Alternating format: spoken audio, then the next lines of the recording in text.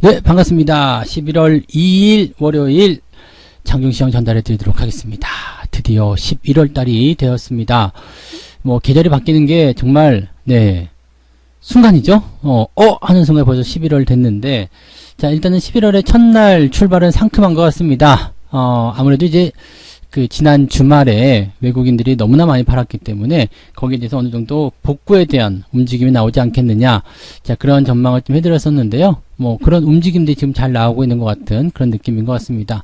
현재 코스피나 코스닥이나 둘 다 반등을 시도하고 있는 모습이라서 거기에 대한 긍정적인 기대감을 우리가 가져볼 수 있을 것 같다 생각이 좀 들고요.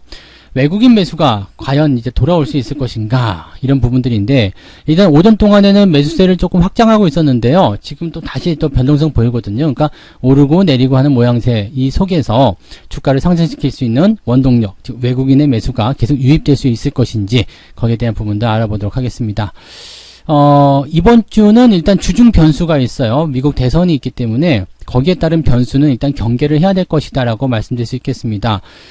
누가 되든지 간에 불확실성이 제거된다라는 긍정적인 기대감도 있겠습니다만, 대선 불복에 대한 얘기 나오면 또 부담스럽겠죠. 그래서 거기에 대한 이야기들 하고요. 지금은 이제 장이 오른다고 해서 성급하게 들어간다거나 막 무리하게 확장한다거나 하는 것보다는 천천히 접근하고 천천히 대응하시는 것이 유리하다, 이렇게 말씀을 드릴 수가 있겠습니다. 자, 차트 보면서 나머지 이야기들 계속 해 나가도록 하겠습니다.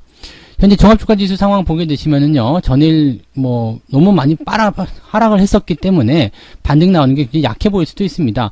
2.5% 하락을 했었는데 지금 1% 정도 올라오는 모습이기 때문에 다 올라왔다 볼 수가 없겠죠. 보통은 이제 하락에 대한 부분들이 하락이 세게 나오게 되면 반등 같은 경우도 조금 약하게 나오게 됩니다. 그래서 하락을 크게 하게 되면은 이제 나눠서 매수하는, 나눠서 반등하는 그런 습관들이 있기 때문에 만약에 2%가 빠졌다 그러면 오늘 1% 오르고요, 내일 0.5% 오르고 이런 식으로 여러 날에 걸쳐서 상승을 하게 되죠. 그러니까 그런 과정 속에서 투자자들이 좀 지치는 상황들이 좀 만들어지게 되긴 하는데요.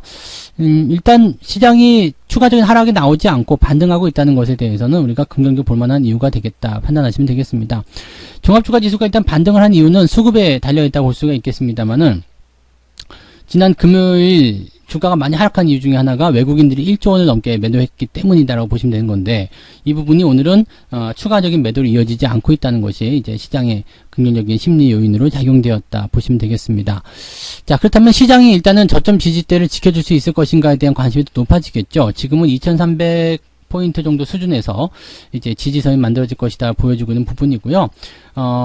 이 시장이 가지고 있는 마지노선이라고 볼 수 있었던 부분이 이제 2300포인트에서 2330이었거든요. 그러니까 이 라인대를 다시 회복해서 위로 올라설 수 있겠느냐, 그 부분도 우리가 주목을 좀 해봐야 되는 내용인 것 같습니다. 일단은 추가 하락이 나오지 않고 멈춰섰다라는 부분, 그 다음에 연기금이라든지, 그 다음에 외국인들의 매수세가 어느 정도 이제 다시 회복되는 그런 흐름으로 가고 있다라는 것에서 긍정적인 기대감은 가져볼 수 있겠다고 보실 수 있겠습니다. 자, 코스닥 지수도 볼게요. 코스닥 같은 경우는 1.2% 조금 더 강하죠. 그 다음에 코스닥 쪽에서 외국인 매수가 800억 정도 들어오고 있습니다. 지금 보시면은 이제 거래소 쪽에서는 지난 금요일날 1조 원 매도가 나왔지만 오늘 매수는 미비하거든요. 근데 코스닥 같은 경우는 외국인 매도가 3천억 정도 나왔지만 오늘 800억 정도 매수가 들어오면서 조금 더 분위기가 더 빠르게 개선되는 듯한 그런 느낌이겠죠. 그래서 일단은 시장의 어떤 성격을 봤을 때 코스피 시장보다도 코스닥이 더 강하다라는 것은 코스피 시장과 연결될 수 있는 경제 지표라든지 또는 경기 전망들, 이런 것들이 약간은 불확실한 부분이 있다, 이 정도 생각하시면 되겠고요. 그러한 불안정함 때문에 아무래도 이제 이런 코스닥 시장 쪽에 중소형주 위주의 움직임들이 더 빠르게 나타나는 것이다라고 보시면 되겠죠. 여기서 불확실성 제거가 되고 코로나 상황이 진정이 되고 경기 회복에 대한 기대치가 좀 더 높아지게 된다면 대형주 위주의 상승세가 나타날 가능성이 굉장히 높겠고요. 외국인들의 수급도 코스피 쪽으로 흘러들어오게 될 가능성이 높을 것이다고 보시면 되겠죠. 수급 동향 볼게요. 수급 동향 보시면은 지금 현재 그래프를 통해서 우리가 확인을 해보시는 게 가장 좋은데요. 아침에 순 매도를 시작했던 외국인이 이제 10시, 11시경까지는 이제 매수 기조를 계속 확대해 나가는 모습이 좀 있었습니다. 그래서 분위기가 많이 좋아졌었고요. 그 다음에 지금 11시 10분, 20분 정도 넘어가는 시점에서 지금 다시 아래쪽으로 들어와 있는 상태입니다. 그래서 지금 일단 매도로 가고 있지는 않아요. 그냥 유지가 되고 있는 상황이긴 한데, 나쁘다고 보기도 그렇고 좋다고 보기도 그렇고 좀 애매한 상황이죠. 근데 여기서 의미를 부여할 수 있는 것은 이제 어제 같은 때에 매도를 많이 했었기 때문에 오늘 분위기는 이 정도만 해도 괜찮다라는 얘기죠. 그러니까 여기서 외국인 매수가 더 강하게 들어와 주기만 한다라면 종목들의 어떤 상승률, 시장의 상승률이 더욱더 강해질 수 있다라는 어떤 반론적인 부분이 될 수도 있을 것 같습니다. 연기금 같은 경우도 지금 코스닥이나 코스피 쪽에서 둘 다 매도가 없는 상태죠. 크지 않은 상황이기 때문에 크게 걱정하실 만한 내용은 아니고요. 매도의 어떤 주범으로도 우리가 확인할 수 있었던 금융투자 쪽도 지금은 매도를 멈춰주고 있는 그런 상태이기 때문에 뭐 수급상에서의 어떤 압박감이나 부담감은 지금은 없지 않겠는가라고 판단해 볼 수가 있겠습니다.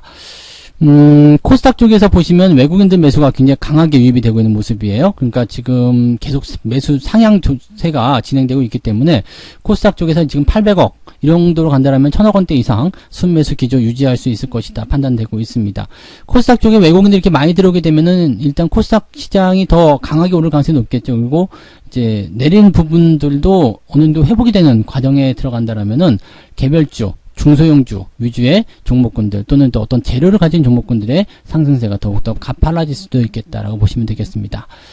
자, 매매 동향을 살펴볼게요. 어떤 종목을 사고 팔았는지 확인을 좀 해보죠. 11시 10분 자료를 보게 되면 기관들 같은 경우는 지금 신한지주 순매수, KB금융, 즉 은행주 쪽에 순매수가 들어가고 있습니다. 아무래도 배당이 확대될 것이라는 기대감 때문이 아닐까 생각이 되는 부분이고요.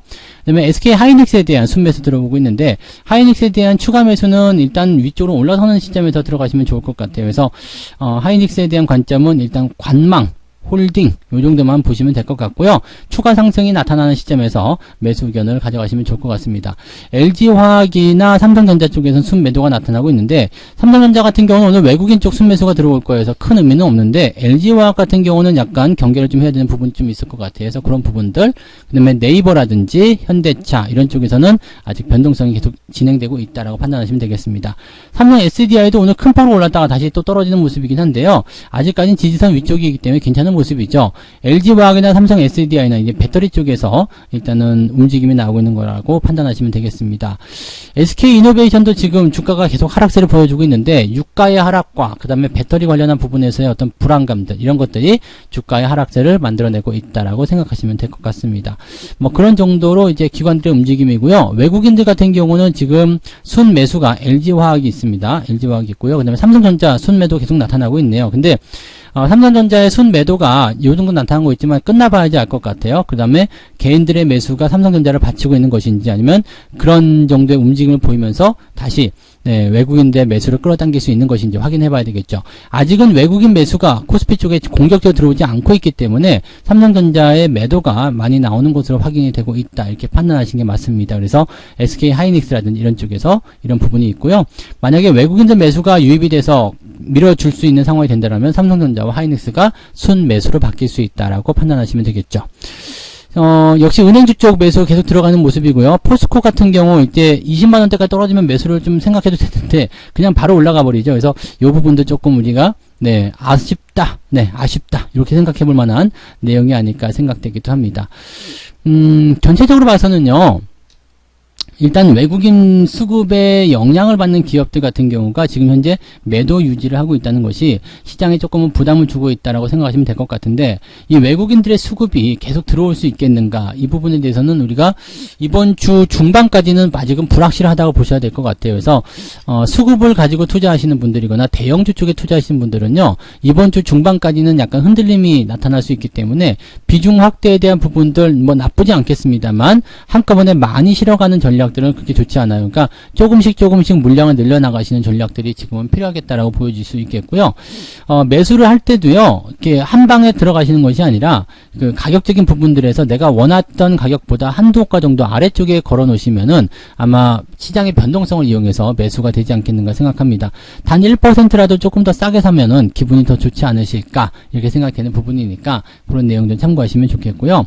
지금은 이제 뭐 연기금이라든지 기관이라든지 이런 쪽 움직임도 보다도 역시 외국인들의 움직임이 가장 중요합니다. 외국인들의 수급이 어느 정도까지 받쳐줄 것인지 또 어느 정도까지 들어오게 될 것인지 또 이 외국인들의 수급이 들어옴에 따라서 이 주력 종목군들이 어떻게 움직임을 만들어낼 것인지 거기에 대한 관점들을 우리가 생각해 볼 필요가 있겠죠.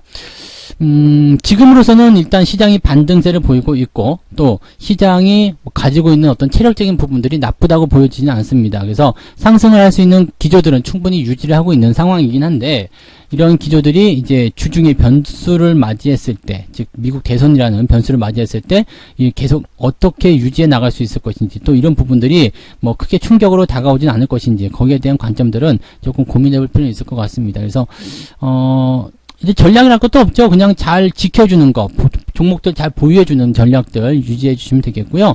신규 매수는 역시 변동성에 대한 부분들 고려해서 대응하자라는 말씀 드릴 수 있겠습니다. 다행인 것은 주 후반으로 갈수록 더욱더 이제 좋아질 것이다. 이 불확실성이 좀 해소가 되는 부분이 있고, 경제 지표들도 나름 나쁘지 않게 나올 것으로 예상되고 있기 때문에 거기에 대한 기대감은 가지고 있겠다, 이렇게 생각하시면 좋을 것 같습니다. 자, 일단 좀 더 지켜보긴 해야 되겠습니다만 오늘 시장 그렇게 나쁘진 않을 것 같아요. 그래서 네, 편안하게 시장 바라보시고요. 관심 있는 종목도 있으시면 돌아서는 거 확인하고 매수를 조금씩 진입하셔도 괜찮다, 이렇게 보셔도 좋을 것 같습니다. 자, 천천히 가는 거 잊지 마시고요. 네, 매수는 아마 주 중후반부 정도까지 꾸준하게 이어가셔도 되지 않을까 판단되니까 지금 당장 많이 가시는 것보다 잘 지켜주는 거, 그 다음에 조금씩 모아가는 거, 그런 전략이 중요하다고 생각해 주시면 되겠습니다. 자, 오늘 여기까지 이야기 해드리고요. 저는 마감 시황 때 또 나머지 이야기들 더 해드리도록 하겠습니다. 고맙습니다. 본 방송에서 제공되는 모든 정보는 투자 판단의 참고 자료이며 투자의 최종 책임은 본 방송을 이용하는 본인에게 있습니다.